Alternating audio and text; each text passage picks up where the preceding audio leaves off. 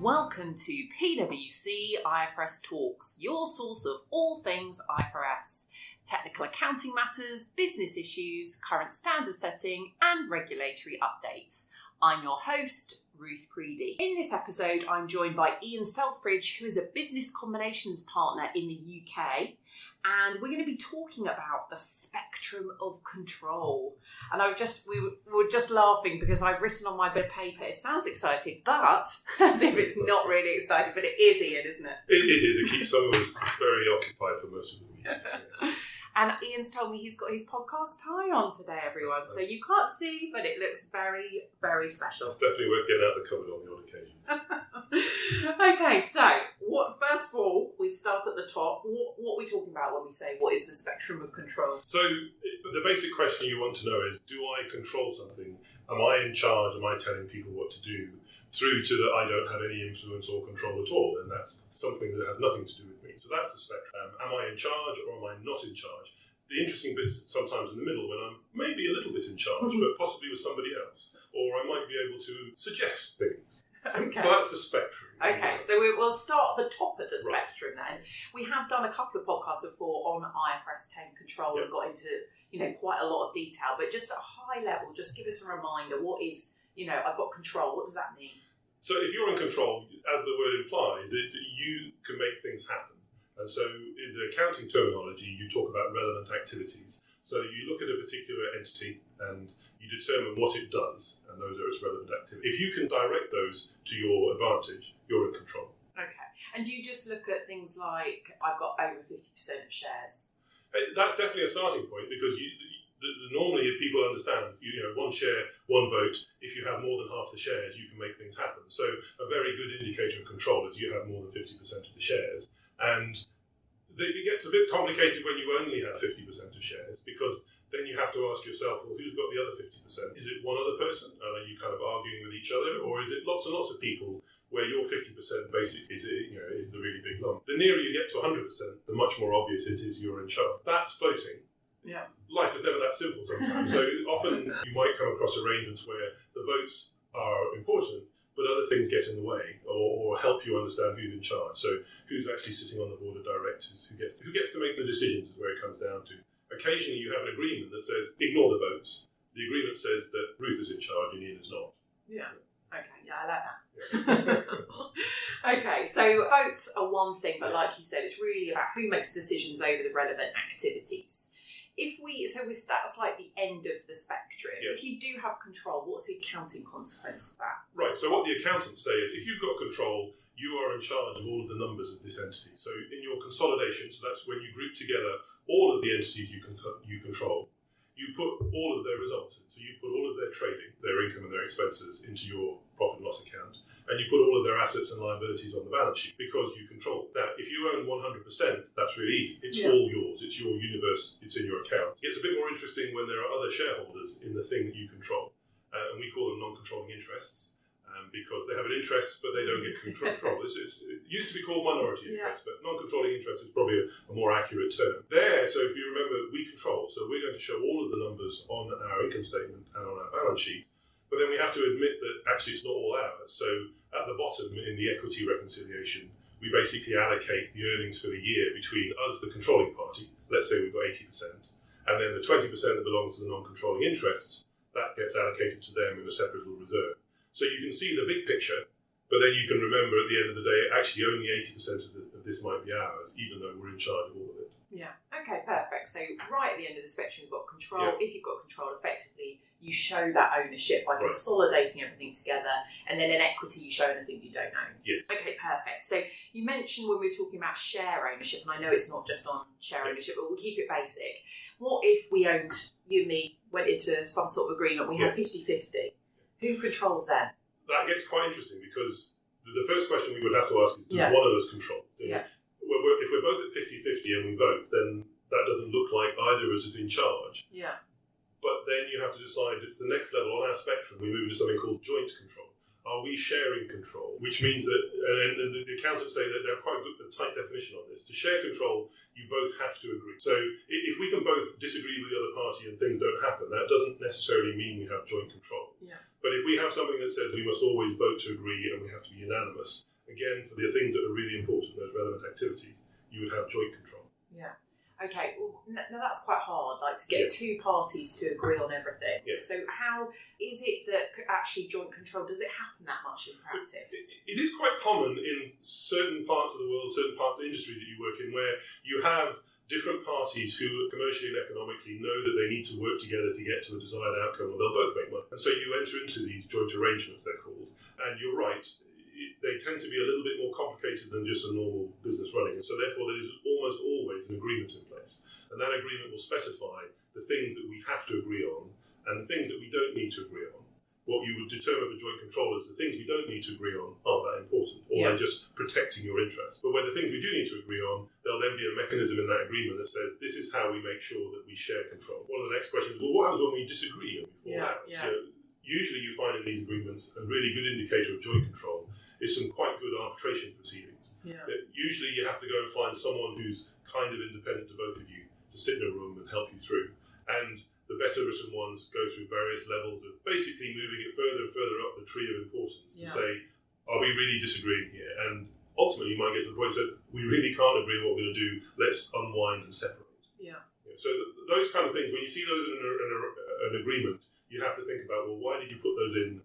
That probably means that there isn't one person in control or sharing. I actually find sometimes people think they've got joint control and then they found like this escalation thing, but usually at some point there's like, but this party then has the deciding vote and they've missed that element of the contract, and actually it means that party ends up probably having control. Yeah, so a typical kind of waterfall would be, we can't agree, we'll go and get an independent arbitrator.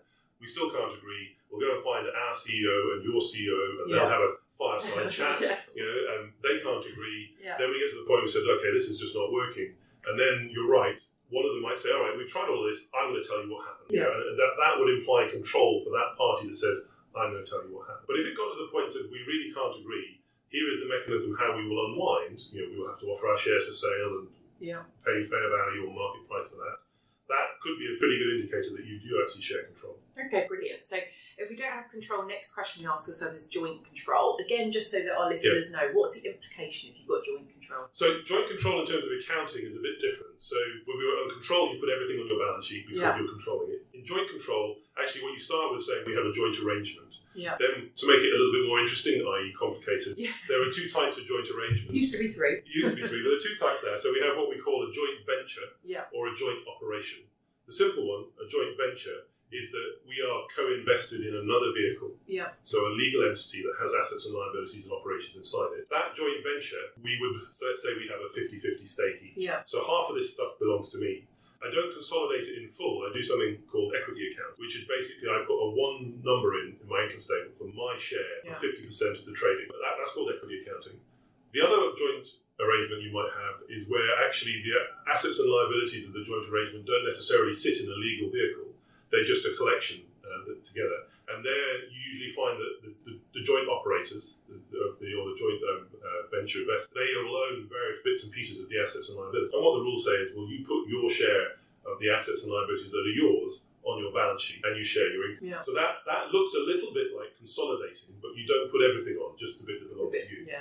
I don't know if I'm a bit old school, but I was quite a fan of proportionate consolidation back in the day. Yes, that was. I think I'm not a fan of equity accounting. That might be all right. No. So equity can be complicated, and there is a third way, which makes it. Again, this is why I have this job, and people ask me lots of questions. Is that you might have a legal entity which, on the first blush, looks like a joint venture, but depending on various circumstances, you might say, "Oh, we'll ignore that, and we'll go and find our bits of assets and liabilities, and we'll kind of proportionally consolidate, as you say, your share of assets and liabilities."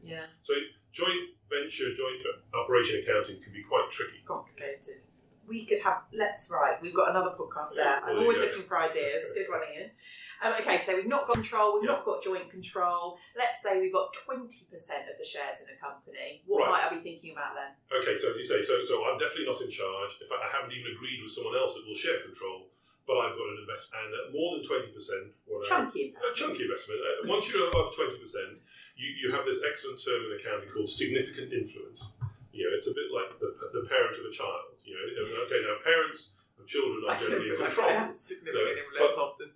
So a parent will probably, I think I'm in control of my children for at least for a certain number of years. But perhaps your older brother might consider they have significant influence over you, as in they can suggest quite strongly what you think you should be doing next. So that's what significant influence is about. Is the fact that although you're not in charge, you do have the ability to make the controlling party stop, pause, and think, and listen to what you say. They don't have to follow what you do because you don't have control, but you get a seat at the table and you get to have those conversations and you get to say, I've got a 25-30% interest in this business and I quite like you to go down route A rather than route B. Yeah.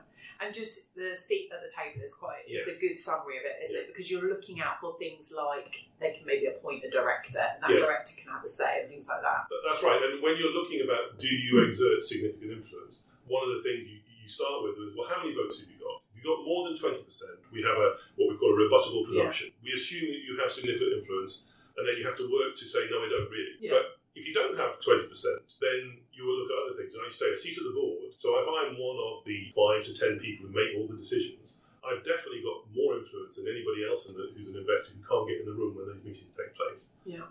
Okay. And I'll often get people go, well, I've got 18%.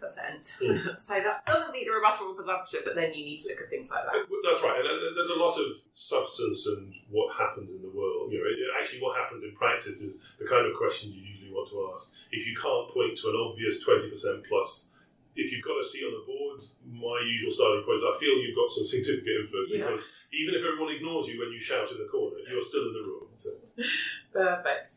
Okay, so we've got this concept of significant influence, and then you have something called an associate. Yes. How do you account for that associate? So associate accounting is equity accounting again. It's your favourite. So it's like the joint control where we're in a legal vehicle, a joint venture. And again, it's our share of the results for the year in a single line on the income statement. Yeah, I don't know why I don't like equity accounting. It's just like when you get into it, there's so many things you think, I literally don't know what to do with this. It's not. It seems to be open holes. It does. It gets a bit complicated when you're the investor in your significantly influenced associate. It gets a bit complicated when you start trading with them. Yeah. You either buy and sell things, or you lend them money, or they lend you money. All of those, because it's not a proper consolidation, you tend to find when you go and look in the accounting literature, well, there's a hole, as you say. It just doesn't say what to do. So sensible people like you and me come up with an answer, which most people would agree with, but other people would say, is there an alternative way? So it does take quite a lot of conversation. Yeah, good old equity. Well, keeps us busy. It does indeed. Which is a good thing. So maybe I should learn to love equity accounting. Okay, so not got control, not got joint control, don't even have a seat at the table. What's my last bucket? You're now falling down to I've got an investment in something. So I have an investment where I have a stake in an entity, but I have no way of influence. I definitely can't control.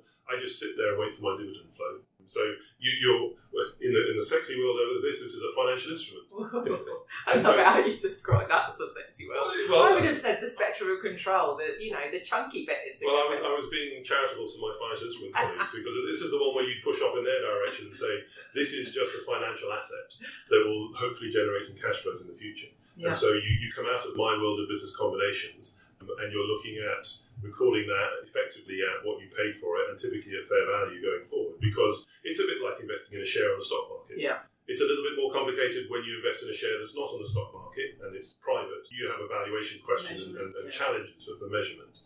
But broadly speaking, it sits on your balance sheet as an asset, and as and when you receive dividends, which because you don't control, because you don't significantly influence, you have no ability to make that flow happen. You have to just wait for it to turn up. Those you just recognise in the income statement as dividends. Yeah. Okay. So then we hit at this point where we maybe got 5, maybe 10% of it. We end up into effectively IFRS 9 financial instruments, and this is when we hand over to, like Ian says, our other colleagues who will maybe we haven't had a podcast on IFRS 9 for a while. We'll get Sandra back in the studio and we'll talk about equity instruments under the new standard. Perfect. So that's been really helpful. We've looked at the full scope. So if you've got any we've talked about shareholdings, but it's not always about ownership, as you said up front. Actually, control could be you've got another contractual agreement that talks about how you make decisions. But we've talked about where you actually have you've got a lot of power over a company, and you've got control all the way down to you just own a few shares. It is, and it's worth saying that this spectrum is a kind of continuum. There is no bright line that says, at this point, it's definitely control or it's definitely joint control. And so what we spend a lot of time doing, talking to companies, is around working out exactly where it is. And so you often end up making a critical judgment on this. I have decided for the following reasons that we have joint control but not control. And when you look at a set of accounts where someone has made those critical judgments, you should see some disclosure to help you as a reader understand where you are on that spectrum when it's not really obvious. Yeah, because as we talked about, the accounting is quite different. So they're big decisions. That's right. And there are step changes when you move through those things in terms of the accounting impact. Yeah. Yeah, we've not talked about moving up and down either. You might buy or sell shares. Oh, we've got so much to talk about. Well, unfortunately, we've come to the end of our time, Ian. But what I've noted down is we can do a podcast on joint control. Equity, I feel like even if, someone's walking to work, they might fall asleep listening to equity. But we could do equity accounting. We could try. And maybe buying and selling shares as well. Yeah. So thank you so much for your debut in the studio. Definitely come back soon. Thank you. I am your host, Ruth Preedy. Happy accounting. The preceding programme was brought to you by PricewaterhouseCoopers LLP. This content is for general information purposes and is not a substitute for consultation with professional advisors.